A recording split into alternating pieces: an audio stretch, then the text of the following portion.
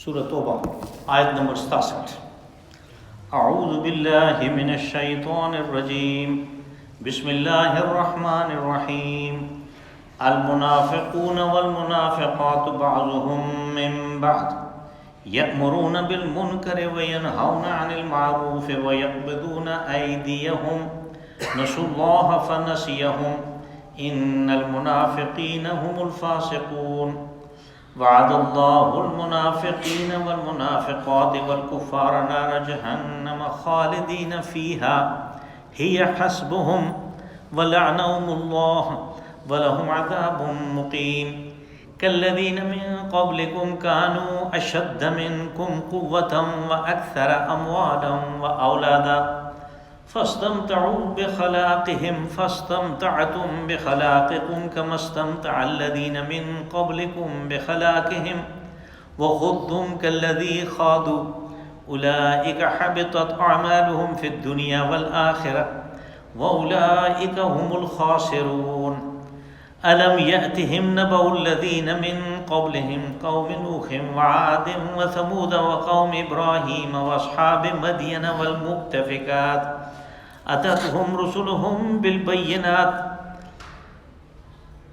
فما كان الله ليظلمهم ولكن كانوا أنفسهم يظلمون۔ صدق الله العظيم۔ المنافقون والمنافقات بعضهم من بعض، منافق مرد اور منافق عورتیں ایک ہی چٹے کے بٹے ہیں۔ یأمرون بالمنکر وینہون عن المعروف ویقبضون ایدیہم، یہ غلط اور برے کاموں کا حکم دیتے ہیں، اچھائی کے کاموں سے روکتے ہیں اور اپنے ہاتھ بند رکھتے ہیں۔ نسوا اللہ فنسیہم، انہوں نے اللہ کو بلا دیا، اللہ نے بھی انہیں نظر انداز کر دیا۔ ان المنافقین هم الفاسقون، بے شک یہ منافقی ہیں جو اصل بدعہد ہیں۔ وعد اللہ المنافقین والمنافقات والکفار نار جہنم خالدین فیہا، اللہ نے ان منافق مردوں اور منافق عورتوں کے ساتھ وعدہ کر رکھا ہے دوزخ کی آگ کا، جس میں وہ ہمیشہ رہیں گے۔ ہی حسبہم، وہ ان کا کچومر نکالنے کے لیے کافی ہے۔ ولعنہم اللہ، اور ان کے اوپر اللہ کی لعنت ہوئی۔ ولہم عذاب مقیم، اور ان کے لیے دائمی عذاب ہے۔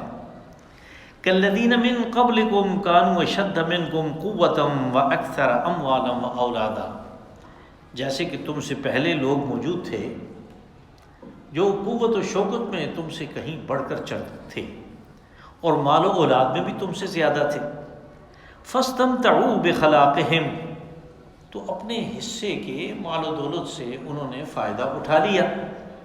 فاستمتعتم بخلاقکم کما استمتع الذین من قبلکم بخلاقہم، بس اپنے حصے کے مال و دولت سے ان چیزوں سے تم فائدہ اٹھا لو جیسے ان لوگوں نے جو تم سے پہلے تھے ان کو دی ہوئی چیزوں سے فائدہ اٹھایا۔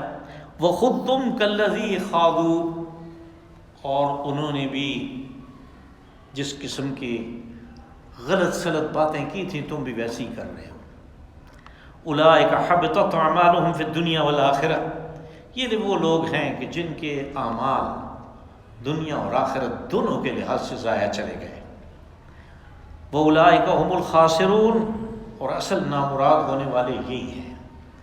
الم یأتہم نبأ الذین من قبلہم قوم نوح وعاد وثمود، کیا ان کے پاس ان پہلے والی قوموں کے واقعات نہیں آئے جو ان سے پہلے گزری، جیسے قوم نوح تھی، قوم عاد ہے اور قوم ثمود ہے۔ وقوم ابراہیم واصحاب مدین والمؤتفکات، اور حضرت ابراہیم علیہ السلام کی قوم اور مدین کے لوگ اور ان بستیوں کے لوگ جن کو الٹ دیا گیا۔ اتتہم رسلہم بالبینات، ان کے پاس ان کے رسول واضح نشانیاں لے کے آئے تھے۔ فما کان اللہ لیظلمہم ولکن کانوا انفسہم یظلمون، تو اللہ نے تو ان کے ساتھ کوئی زیادتی نہیں کی بلکہ انہوں نے اپنے اوپر خود ظلم کیا۔ اس سورہ مبارکہ کی ابتدا میں جیسے آپ کو یاد ہوگا کہ مشرکین اور کفار سے برات کا اعلان ہوا کہ مشرکین جب قرآن پاک میں اس قسم کی اصطلاح استعمال ہو تو وہ بنی اسماعیل کے لیے ہے، لیکن وہاں پہ اس وقت خاص طور پہ جو مکہ میں لوگ رہتے تھے، یہ ان سارے بنو اسماعیل کے سارے جزیرہ نما عرب کے باشندوں کے مشرکین کے یہ سردار تھے۔ انہوں نے اس چیز کی کو سنبھال کے رکھا ہوا تھا اور اس دین شرک کے بارے میں یہ لوگوں کو بتاتے تھے کہ یہ دین ابراہیمی ہے۔ پھر کفار ان کو کہا گیا کہ جو ان کے ساتھی تو نہیں تھے لیکن اور بھی کسی مسلک کے اوپر نہیں تھے، اللہ کو ماننے والے نہیں تھے، اور اگر مانتے تھے تو وہ اپنی شرائط پہ مانتے تھے، اللہ کی شرائط پہ اس کو نہیں مانتے تھے۔ ان سے برات کا اعلان پہلے ہو چکا ابتدائی صورت میں کہ یہ علیحدہ ملت ہے، ان کے ساتھ جو رشتہ داریاں ہیں ان کو مت دیکھو، کون کس کا ماموں ہے، کون کس کا چچا ہے، کون کس کا بھتیجا ہے، کون کس کا داماد ہے اور سسر ہے، یہ رشتہ داریاں بالکل فضول ہیں، یہ ایمان والوں کی، اسلام والوں کی ایک علیحدہ قوم اور علیحدہ ملت ہے، اور یہ آپس میں بھائی بھائی ہیں، ان کو تم دشمنی سمجھو۔ اب ایک اور طبقہ ہے جو ان کے اندر رہ رہا ہے، اور یہ ایسا وقت آ گیا ہے کہ اس معاشرے کو بالکل پاک کرنا ہے، اس کی تطہیر کرنی ہے، تو ان کے بارے میں جو اندر کے دشمن ہیں ان کے بارے میں آج ہدایت دی جا رہی ہے، اور یہ سب سے سخت الفاظ ہیں منافقین کے لیے۔ یہ اندر کے جو لوگ تھے یہ منافق تھے، انہوں نے ظاہراً اسلام قبول کر لیا تھا، کسی مجبوری کے تحت کیا، جیسے کسی گھر میں تمام لوگ ایمان لے آئے، انصار میں ایسے گھر موجود تھے، لیکن ایک آدمی بیچ میں وہ اپنے اس پرانے دین شرک کے اوپر اڑا ہوا ہے لیکن مجبور ہے کہ سارے گھر والے مسلمان ہو گئے، تو اس نے ظاہراً اسلام قبول کر لیا لیکن اندر سے نہیں کیا، اور وہ ہر وقت انتظار میں ہوتا تھا کہ ان کے اوپر برا وقت آئے، گردش زمانہ آئے، اور ہم پھر واپس اپنی اس اصلی حالت میں آئیں جہاں پہ یہ لوگ جو ایمان نہ لانے والے ہیں ان میں سے اکثر و بیشتر اپنے اپنے قبیلے کے، اپنے خاندان کے سربراہ تھے۔ اب ایسے لوگ چونکہ دشمنی ان کے اندر کوٹ کوٹ کے بھری ہوئی تھی، تو اس لیے معاشرے کو ان سے صاف کرنا مقصود تھا۔ آج کے درس میں انہی کے بارے میں بات ہے کہ ان سے کیسے چھٹکارا حاصل کرنا ہے۔ پہلے یہ چیز تو سمجھ میں آ جائے کہ یہ غلط لوگ ہیں، تو اللہ نے ان کے بارے میں فیصلہ دیا، المنافقون والمنافقات بعضهم من بعض، کہ منافق مرد اور منافق عورتیں۔ یہاں پہ عورتوں کا خاص طور پہ تذکرہ کیا، جب قرآن پاک میں خطاب کیا جاتا ہے یا ایھا الذین آمنوا، اے ایمان والو، تو اصل میں اس میں مرد اور عورتیں دونوں شامل ہوتی ہیں۔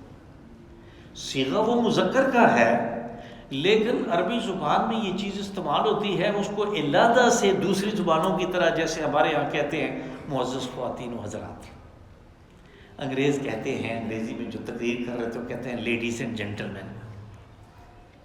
عربوں کا یہ طریقہ نہیں ہے، وہ اس کو کہتے ہیں علی وجہ التغلیب، کہ یعنی جو غالب ہے اس کا اگر تذکرہ کر دیا تو جو اس کے ماتحت ہے وہ خود بخود اس میں آ جاتا ہے، علی وجہ تغلیب۔ یا ایھا الذین آمنوا اس میں مرد اور عورتیں دونوں ہیں، لیکن یہاں پہ خاص طور پہ عورتوں کا تذکرہ کیا، اس لیے کہ تاکہ یہ بات سمجھ آ جائے کہ جو تبعیت ہے، یعنی کسی کا جو اتباع ہے، اور جو مغلوبیت ہے دنیاوی لحاظ سے، وہ عذر کا سبب نہیں بن سکتا۔ یعنی میرا کہنے کا مقصد یہ ہے کہ کوئی آدمی قیامت کے دن یہ عذر نہیں کر سکے گا کہ جناب دیکھنا یہ تو میرا باپ تھا اور اس کی بات تو میں نے ماننی تھی، اور پھر یہ کہ میں اسی کے ٹکڑوں پہ پل رہا تھا تو میں کیسے نہ کر سکتا تھا۔ یہ عذر قابل قبول نہیں ہے۔ چونکہ عورتیں اس معاشرے میں تابعداری میں تھیں، مردوں کے ماتحت تھیں، اس لیے ان کا بظاہر ایسے نظر آتا تھا کہ انہوں نے تو یہی دین اختیار کرنا ہے جو ان کے مردوں کا ہے، لیکن ان کو علادہ سے مخاطب کیا کہ تم نے اپنے بارے میں، اپنی دنیا اور آخرت کے بارے میں خود سوچنا ہے، ان کو کا اتباع نہیں کرنا۔ اور دوسرا یہ ہے کہ منافقت اصل میں کیا ہے، اس کی بنیاد مال و دولت کی حرص اور محبت ہے، حد سے بڑی ہوئی جو محبت ہے مال و اموال کی، یہ منافقت کو جنم دیتی ہے، اور اس محبت کے یعنی دلوں کے اندر کھبو دینے میں عورتوں کا بڑا کردار ہے۔ اسی طرح جان کی، اپنی جان کی جو حفاظت ہے اور اس کا جو تقدس ہے، اس کو سنبھال کے رکھنا ہے، اس کو بچا کے رکھنا ہے، اس میں عورتوں کا بڑا ہاتھ ہے۔ وہ یعنی مردوں کو اس چیز پہ ابھارتی ہیں کہ جہاد میں جاؤ گے قتل ہو جاؤ گے، یہ چھوٹے چھوٹے بچے ان کا کیا بنے گا، یہ لوگوں کے ٹکڑوں پہ پلیں گے، ان کے ساتھ کیا معاملہ ہوگا۔ تو اس طرح وہ ان کو ڈراتی دھمکاتی ہیں، تو ان کا خاص طور پہ تذکرہ کیا کہ یہ بھی ان کے ساتھ ہیں انجام کے اعتبار سے۔ کہا منافق مرد اور منافق عورتیں یہ ایک دوسرے سے ہیں۔ اکثر و بیشتر یہ جو اصطلاح ہے یہ قرآن پاک میں استعمال ہوتی ہے نسل کے بعد دوسری نسل، لیکن یہاں پہ یہ بات نہیں ہے۔ یہاں پہ یہ ہے کہ چونکہ ان کے خصائل ایک دوسرے سے ملتے ہیں، اس لیے کہا یہ ایک دوسرے ایک ہی، یعنی جیسے میں نے ترجمے میں گزارش کی کہ ایک ہی چٹے کے یہ بٹے ہیں، یہ آپس میں ایک ہی چیز ہے۔ آگے وجہ بیان ہوئی کہ کیا ہے کہ ان کی صفات مشترک ہیں۔ وہ صفات کیا ہیں؟ یأمرون بالمنکر وینہون عن المعروف ویقبضون ایدیہم، کہ جب بھی کوئی برائی کے کام کی بات ہو، معاشرے میں کوئی برائی پھیلانی ہو، تو یہ بڑے خوش ہوتے ہیں، اس کا حکم دیتے ہیں، اس کا مشورہ دیتے ہیں کہ نہیں ایسے ہونا چاہیے، اور اس کے بارے میں اگر ان کا اپنا کوئی زور چلے تو زور کو بھی لگاتے ہیں۔ امر یأمر میں یہ ساری چیزیں آ جاتی ہیں، یعنی بظاہر تو یہ حکم میں استعمال ہوتا ہے، لیکن یہ مشورے کے لیے بھی یہی لفظ استعمال ہوتا ہے۔ اور اس طرح یہ کہ اس کی ترویج کے لیے جو کچھ وہ کر سکتے ہیں کرتے ہیں، کہ برائی جو ہے، برا کام جو ہے، منکر جو ہے، وہ کوئی کر رہا ہو یہ خوش ہوں گے، لیکن اس کے مقابلے میں اگر کوئی اچھا کام کر رہا ہو اس کو یہ روکیں گے، اس کے راستے میں روڑے اٹکائیں گے۔ یہ ایسی صفات ہیں کہ جن کے بارے میں ہم آج بھی اپنے لوگوں کو دیکھ سکتے ہیں کہ یہ کون ہے جو کسی اچھے کام کے راستے میں روڑے اٹکاتا ہے، اور اس کے اوپر وہ ناراض بھی ہوتے ہیں۔ جب وہ کامیاب ہو جائے آدمی کوئی اچھا کام کرنے میں تو ان کو کوئی خوشی اس سے حاصل نہیں ہوتی۔ اور ان کی یہ صفت ہے کہ یقبضون ایدیہم، انہوں نے اپنے ہاتھوں کو باندھ کے رکھا ہے۔ یہ اصطلاح ہے کنجوس کے لیے کہ اس کی مٹھی بند ہے، یعنی اس کو وہ کھولتا نہیں ہے کہ اس کے اندر سے کوئی چیز باہر نکلے، وہ مٹھی بند کر کے رکھتا ہے۔ یہود نے اس سے پہلے سورہ مائدہ میں یہ بات گزری، انہوں نے اللہ کے بارے میں کہا قالت الیہود ید اللہ مغلولہ، کہ اللہ کا ہاتھ بندھا ہوا ہے، اپنے پاس سے نہیں دیتا، ان کو کہتا ہے کہ تم قرض حسنہ دو، ہمیں کہتا ہے۔ تو اس نے کہا کہ میں نے تمہاری یہ بات نوٹ کر لی ہے، اس کا تمہیں مناسب جواب دیا جائے گا اور تمہیں مناسب سزا دی جائے گی۔ تو یہاں پہ کہا کہ یقبضون ایدیہم، انہوں نے اپنے ہاتھوں کو باندھ رکھا ہے۔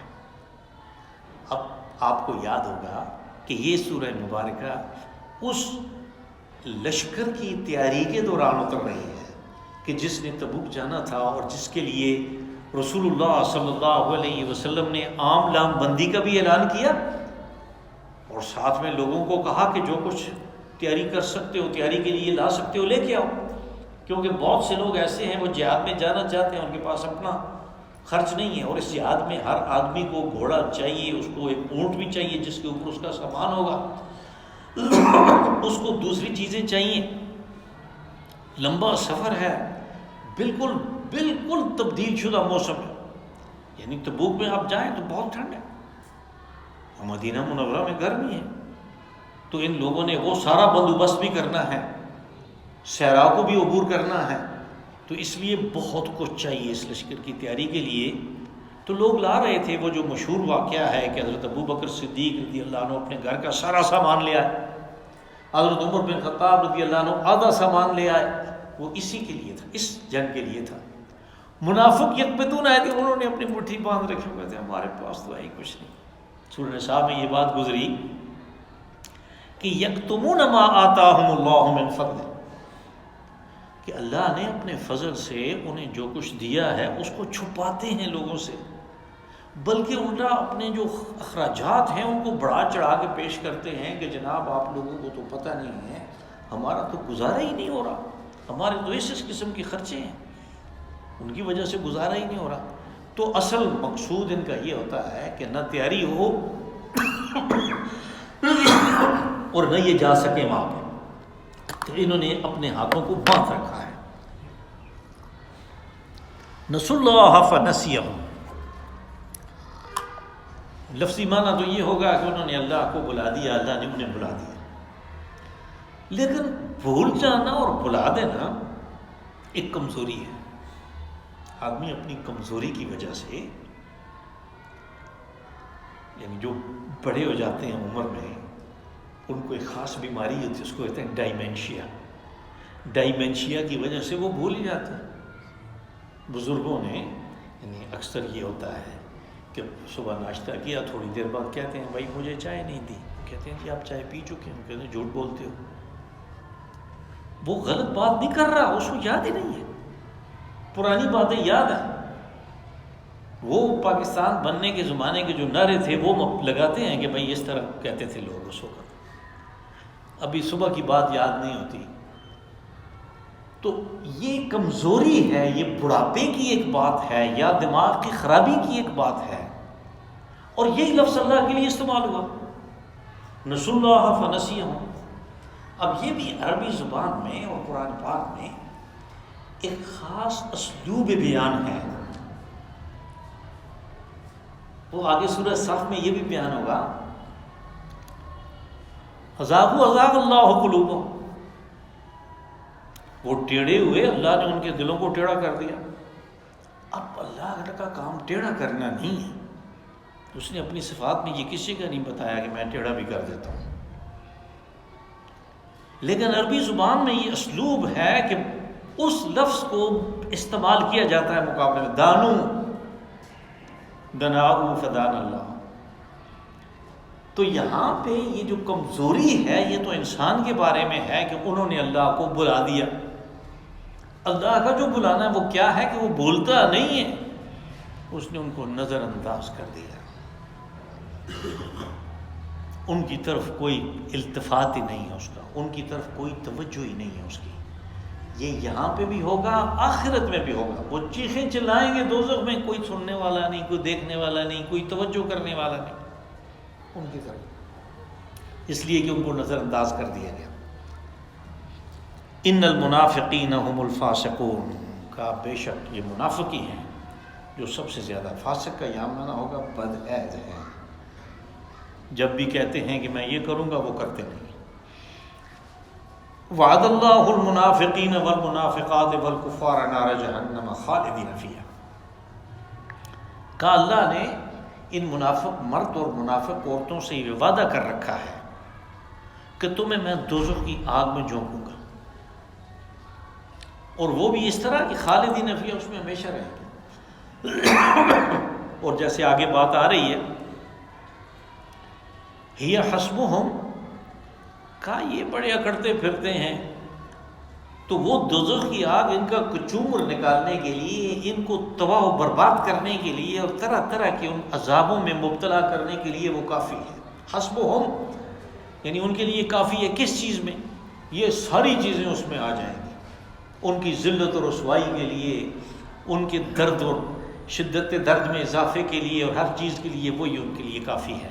وَلَعْنَهُمُ اللَّهُ، اور ان کے اوپر اللہ کی لعنت ہوئی۔ اللہ کی لعنت سے مراد یعنی دوزخ بھی وہ جگہ ہے کہ جہاں پہ کہ جو اللہ کی رحمت سے باہر نہیں ہے. اس نے کہا کہ رحمتی وسعت کل شیء، میری رحمت نے ہر چیز کو گھیرے میں لے رکھا ہے. تو جب ہر چیز اور ہر جگہ اس کی رحمت میں کے گھیرے میں ہے تو دوزخ بھی ہے. چنانچہ ہم دیکھتے ہیں سورہ حدید میں یہ بات ہے کہ جب محشر کے میدان سے لوگ جائیں گے جوک در جوک جنت کی طرف، تو ان کے پاس اس اندھیرے میں جانے کے لیے روشنی ہوگی. وہاں پہ بھی منافقین کا تذکرہ سورہ حدید ہے 27ویں پارے میں جو آخری صورت ہے. منافقین کا تذکرہ ہے کہ وہ ان کو کہیں گے کہ ذرا رکو، ہم بھی تمہاری اس روشنی سے جس میں تم چل رہے ہو کچھ اقتباس کرنا چاہتے ہیں، اس سے فائدہ اٹھانا چاہتے ہیں. اندھیرے میں تو ہم نہیں جا سکتے، ہمیں کیا پتہ ہے کدھر جانا ہے. یوم یقول المنافقون والمنافقات للذین آمنوا انظرونا نقتبس من نورکم، ہم بھی اس سے کچھ اقتباس کرنا چاہتے ہیں. قیل ارجعوا وراءکم فالتمسوا نورا، انہیں کہا جائے گا کہ پیچھے جاؤ دنیا میں، یہ ہم وہاں سے لے کے آئے ہیں نور، تم بھی یہ وہاں سے لے کے آؤ. اللہ نے فرمایا ان دونوں پارٹیوں کے درمیان جب وقفہ ہو جائے گا تو اس میں ایک دیوار کھڑی کر دی جائے گی. باطنہ فیہ الرحمۃ وظاہرہ من قبلہ العذاب، اس دیوار کے اس طرف دوزخ اور اس طرف جنت ہوگی. تو وہ جو دیوار ہے اس کے بارے میں کہا سور، دیوار کو کہتے ہیں سور لہو باب، اس میں ایک دروازہ بھی ہوگا. آگے اس دروازے کی بات نہیں ہے کہ بھئی اس دروازے سے کیا ہوگا. اس دروازے سے کیا ہونا ہے کہ لوگ دوزخ میں اپنے اپنے گناہوں کے مطابق سزا بھگتنے کے بعد جنت میں جائیں گے اس دروازے سے. یا منافقین کے بارے میں کہا لعنہم اللہ، یہ بات یعنی سمجھ آ جائے اچھی طرح، اس کے لیے میں نے وہ ساری چیز بیان کی کہ ان کے اوپر اللہ کی رحمت ہوئی، اللہ کی لعنت ہوئی، یعنی یہ اس کی رحمت سے دور ہو گئے. دوزخ میں جو اللہ کی رحمت تھی کہ گناہوں کی سزا بھگتنے کے بعد لوگ جنت میں جا رہے ہیں، یہ وہ بھی نہیں ہو سکتا ان کے ساتھ. لعنہم اللہ، ان کے اوپر لعنت ہو گئی. لعنت سے مراد اس کی رحمت سے دور ہو گئے. وَلَهُمْ عَذَابٌ مُقِيمٌ، کہ پھر اسی کو بیان کیا کہ ان کے لیے دائمی عذاب ہے. کالذین من قبلکم کانوا اشد منکم قوۃ واکثر اموالا واولادا، یہ غائب کا صیغہ چل رہا تھا، یعنی کہا جا رہا ہے کہ منافق مرد اور منافق عورتیں یہ کام کرتے ہیں، یہ کرتے ہیں. اب سیدھا ان منافقین کو خطاب کیا، یعنی اب مخاطب کا صیغہ آ گیا. کالذین من قبلکم، کہا تمہاری حالت وہی ہے جو تم سے پہلے لوگوں کی تھی، لیکن یاد رکھو کہ وہ تم سے پہلے جو تھے وہ شان و شوکت میں کانوا اشد منکم قوۃ واکثر اموالا واولادا، وہ شان و شوکت میں اور مال و اولاد میں تم سے کہیں بڑھ کر تھے. یعنی بڑی زبردست حکومتیں تھیں، فرعون کی حکومت، نمرود کی حکومت، دوسری قومیں ان کی کیا بات تھی. یعنی ان کے مقابلے میں مدینہ کے لوگ جو تھے ان کی کیا حیثیت تھی. جو فرعون ہے، یعنی جن کے پاس اتنی استعداد تھی کہ انہوں نے احرام مصر تعمیر کیے، کیسے کیسے ان کے محلات تھے. فرعون یعنی کیسی زراعت تھی ان کی. وہ کہتا ہے آگے سورہ زخرف میں ہے کہ هذه الانہار تجری من تحتی افلا تبصرون، یہ سارا پانی دریائے نیل کا میرے کنٹرول میں ہے، تمہیں نظر نہیں آتا. حضرت موسیٰ علیہ السلام کو کہہ رہا ہے ڈائریکٹ، تمہیں نظر نہیں آتا، یہ سب میرے کنٹرول میں ہے سارا کچھ. تو وہ کہاں اور مدینہ کے لوگ کہاں؟ بیٹھے بارش کا انتظار کر رہے ہیں، بارش ہوگی تو فصل ہوگی، بارش نہیں ہے تو کچھ بھی نہیں ہے. پانی کا کوئی انتظام ہی نہیں ہے سوائے چند ایک ایسی زرعی زمینوں کے جن میں کنویں تھے اور وہ اونٹوں کے ذریعے سے پانی کھینچ کے لگاتے تھے. ان کے پاس تو بندوبست نہیں تھا، کچھ بھی نہیں تھا اس کے مقابلے میں. تو کہا کہ وہ شان و شوکت میں اور مال و اولاد میں تم سے بڑھ کر تھے.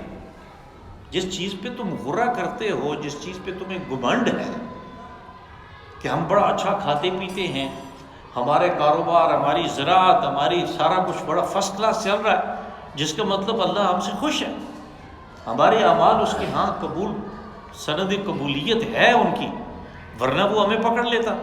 یہ ایک ایسا دھوکہ ہے کہ جس سے قرآن پاک نے بار بار انسانوں کو مطلع کیا کہ یہ مت سمجھو کہ تمہارے پاس جو مال ہے یہ اللہ کی خوشنودی کی وجہ سے نہیں، یہ امتحان کے لیے ہے، اور وہ تمہیں اس میں مبتلا کر رہا ہے اور تمہیں تمہارا پرچے کو سخت کر رہا ہے.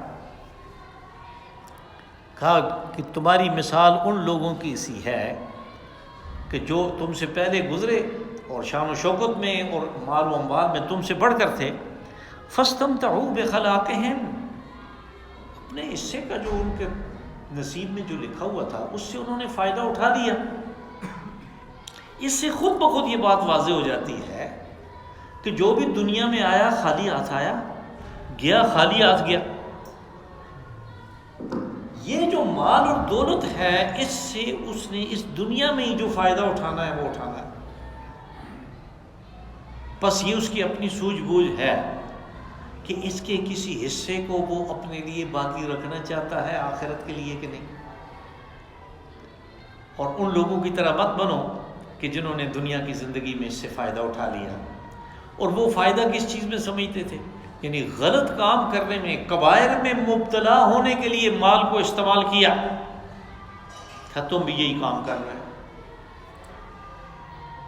كما استمتع الذين من قبلكم بخلاقهم فاستمتعتم، تھا تمہیں بھی میں نے مال دیا، اٹھا لو فائدہ اس سے جو اٹھانا ہے تم نے، لطف اندوز ہو لو جیسے وہ لوگ جو تم سے پہلے تھے انہوں نے فائدہ اٹھایا، انہیں وہ اس سے لطف اندوز ہوئے. وَخُضْتُمْ كَالَّذِي خَاضُوا، یہ لفظ ہمارے پچھلے درس میں بھی آیا تھا. خاض یخوض یعنی بال کی کھال اتارنا. یہاں پہ اس کا مفہوم ہوگا کہ خود تم کالذی خاضوا، کہ اسلام کے بارے میں، عقائد کے بارے میں، اعمال کے بارے میں جیسی بکواس انہوں نے کی ویسے تم بھی کر رہے ہیں. تو ظاہر ہے لوگوں کے سامنے تو وہ نہیں کرتے تھے، لیکن اپنی مجلسوں میں وہ اس قسم کی ذکریات بکتے تھے جس کے بارے میں اللہ نے خبر دی کہ کر لو. وہ بھی اسی طرح کی باتیں کرتے تھے.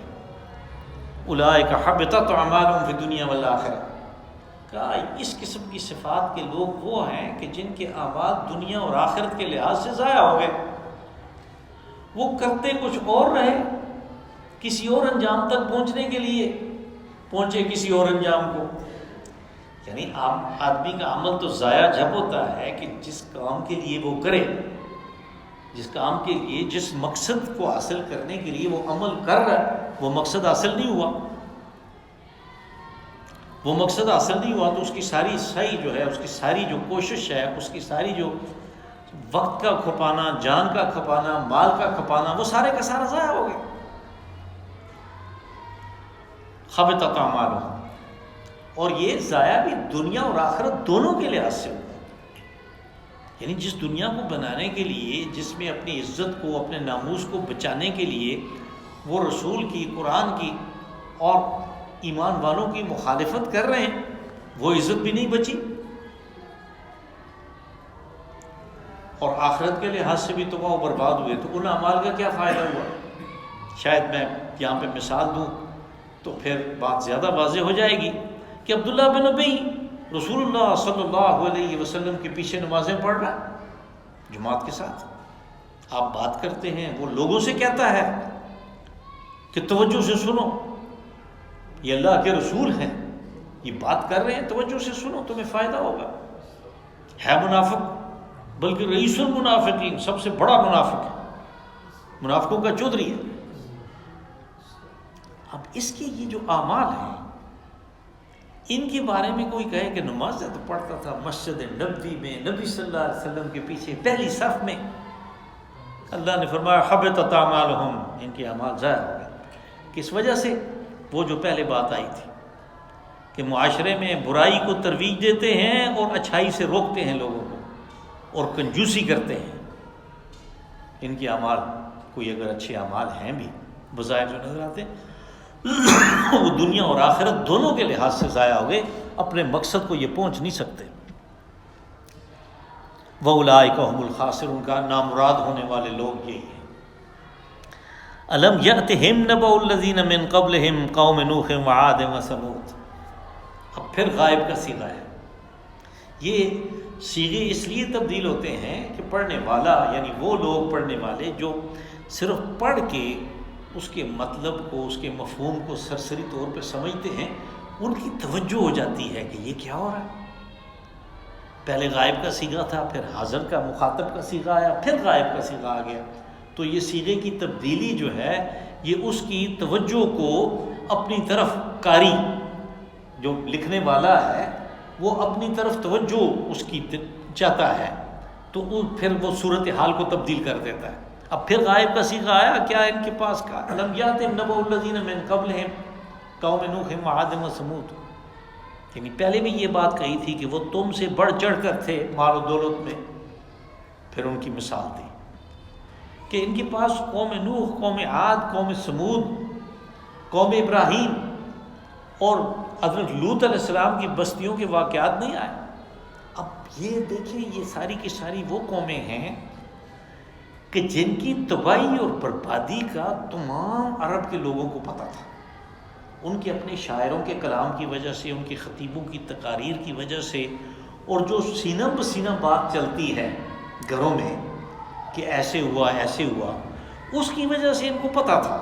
قرآن پاک میں بھی یہی واقعات بیان ہوئے، ان سے باہر کے واقعات بیان نہیں ہوئے، اس لیے کہ ایک نئی بحث چھڑ جاتی۔ مثال کے طور پہ اگر قرآن پاک میں ہڑپا کے اور موہنجو ڈارو کے بارے میں اور ٹیکسلا والوں کے بارے میں بات ہوتی تو بالکل صحیح ہونی تھی، یعنی ان کے ساتھ بھی یہی ہوا۔ وہ موہنجو ڈارو جو ہے وہ 200 فٹ نیچے شہر کے سے چلا گیا، کروڑوں اربوں ٹن اس کے اوپر مٹی اور پتھر آ گئے، یہ کیسے ہوا؟ لیکن ان کو اس لیے نہیں بیان کیا کہ ایک نئی بحث چھیڑنے کی ضرورت ہی نہیں ہے۔ ان کی اپنی ایک محفوظ جو تاریخ ہے اس میں وہ سارے درس والی چیزیں موجود ہیں، بس ان کا تذکرہ کیا، اور ساری کی ساری وہ قومیں جن کا نام لیا گیا پچھلی صورت میں، سورہ اعراف میں، ان کی تفصیلی واقعات بیان ہو چکے ہیں۔ حضرت نوح علیہ السلام کی قوم کے اوپر عذاب آیا، پانی کا طوفان آ گیا۔ قوم عاد کے اوپر عذاب آیا ہوا کا، یعنی وہ ہوا چلی کہ جس کے بعد وہ سارے کے سارے اپنے گھروں سمیت، ہر چیز سمیت تباہ و برباد ہو گئے، اور اس ہوا نے ان کے اوپر بھی لاکھوں کروڑوں ٹن مٹی اور پتھر ڈال دیے۔ قوم سمود کے اوپر چیخ کا عذاب آیا، رجفہ یعنی وہ جھٹکا کہ جس میں ایک چیخ بھی تھی۔ اسی طرح قوم ابراہیم سے مراد وہ قوم ہے کہ جس کو حضرت ابراہیم علیہ السلام نے توحید کی طرف دعوت دی۔ انہوں نے دعوت قبول کرنے کے بجائے بادشاہ نے حکم دیا کہ اس کو آگ میں ڈال دو، اس کے لیے چتا تیار کرو۔ تو اپنے رسولوں کو بچانا تھا، یہ تو اللہ کا کام ہے، اس نے اپنے رسول کو بچا لیا، لیکن اس کی بادشاہت ختم ہو گئی، اس لیے کہ جس لشکر کو یہ لے کے آیا تھا، جو اس کا دفاع تھا اصل میں، وہ سارے کا سارا اس میدان میں تباہ و برباد ہو گیا، جس کے اوپر مچھروں نے حملہ کر دیا۔ حضرت ابراہیم علیہ السلام ہجرت کر کے مصر چلے گئے۔ تو یہاں پہ یہ اس قوم کا تذکرہ ہے جس کو توحید کی طرف دعوت دی۔ اور مؤتفقات اصل میں جمع کا لفظ ہے، یعنی وہ بستیاں جن کو الٹ دیا گیا۔ قرآن پاک میں یہ اصطلاح قوم لوط کے لیے استعمال ہوتی ہے۔ حضرت لوط علیہ السلام کو 4 بستیوں کے لوگ تھے، ان کی طرف بھیجا گیا، جن میں جو بڑی بستی تھی عامورہ، پھر ایک دوسری بستی تھی سڈومی، 2 چھوٹی بستیاں بھی تھیں، کل 4 بستیاں تھیں۔ حضرت لوط علیہ السلام نے برائیوں سے ان کو روکا، توحید کی طرف دعوت دی، وہ لوگ نہیں مانے، لیکن ان کا جرم اس قسم کا تھا کہ جس کے اوپر بہت ہی سخت سزا دی گئی، اور سزا یہ تھی کہ حضرت جبرائیل امین کو حکم ہوا اور انہوں نے اپنے پروں پہ بستیوں کو اٹھایا اور پٹخ دیا الٹا کر کے۔ یہ بستیاں جس زور سے آ کے دوبارہ زمین پہ لگی تو زمین کے اندر دھنس گئیں۔ اور یہ جو آپ کا بحر مردار ہے، یعنی ڈیڈ سی جو اردن میں ہے، تو اس میں یہ چھوٹا سا تھا، جب وہ جگہ زمین میں دھنس گئی تو اس کا پانی بھی آ گیا ادھر ہی، اور یہ بحر مردار بڑا ہو گیا۔ اور پچھلی صدی کی ابتدا میں جب اس کے کناروں پہ وہ ایکسکیویشن کی گئی، آپ کو پتہ ہے تیل کی اور گیس کی تلاش میں ساری دنیا میں انہوں نے سوراخ کیے، تو یہاں پہ بھی سوراخ کیے اور انویسٹیگیشن ہوئی۔ جب ایکسکیویشن کی گئی تو ان بستیوں کے آثار ملے، اور وہ مستشرقین یعنی مغرب کے وہ مورخین جو قرآن پاک میں قوم لوط کے واقعہ کے بارے میں کہتے تھے کہ یہ قوم جو ہے اس کا ہمیں پتہ نہیں چلا، اور یہ قرآن پاک میں ایسا واقعہ ہے کہ جس کی حقیقت کچھ بھی نہیں ہے، انہوں نے اپنی جہالت کا اعتراف کر لیا، اس لیے کہ وہ سارے آثار ان بستیوں کے وہاں پہ مل گئے جو الٹی پڑی ہوئی تھی۔ دوسری جگہ پہ ان کے بارے میں یہ بھی کہا علی عروشیا، یعنی اپنی چھتوں کے بل آ کے لگیں بستیاں۔ تو یہ قوم لوط کی بستیاں ہیں جن کے لیے یہ اصطلاح استعمال ہوتی ہے۔ اتاتم رسلهم بالبینات، چونکہ بہت سخت بات ہے اس لیے ساتھ ہی وضاحت کر دی کہ ہم نے تو ان کے پاس رسول بھیجے تھے واضح نشانیاں دے کے، یعنی ایسے معجزات کہ وہ خود بخود جو اس سے جان لیں کہ یہ اللہ کا رسول ہے۔ فما کان اللہ لیظلمہم، تو اللہ تو کہا کہ کسی کے اوپر ظلم نہیں کرتا، وہ تو زیادتی نہیں کرتا، وہ تو موقع پہ موقع دیتا ہے۔ اس نے رسول بھیجے، ان کی زندگیاں ہی ایک معجزہ ہیں، پھر ان کی بات چیت، پھر ان کے عادات اطوار، یہ سب کے سب ان کے سامنے تھے، اس کے اوپر انہیں معجزات بھی دیے گئے، لیکن یہ نہیں مانے، تو ان کے ساتھ یہی ہونا تھا، وہ ہوا۔ کہا یہ اللہ نے ظلم نہیں کیا، بلکہ انہوں نے اپنے اوپر خود ظلم کیا۔ انجام کے بارے میں انہیں خبر کر دی رسول نے کہ اگر تم نہیں مانو گے تو یہ ہوگا، وہ اسی ڈگر پہ چلتے رہے، تو یہ ظلم انہوں نے خود اپنے اوپر کیا۔ اللہم صلی وسلم وبارک وانعم علی عبدک و رسولک و نبیک محمد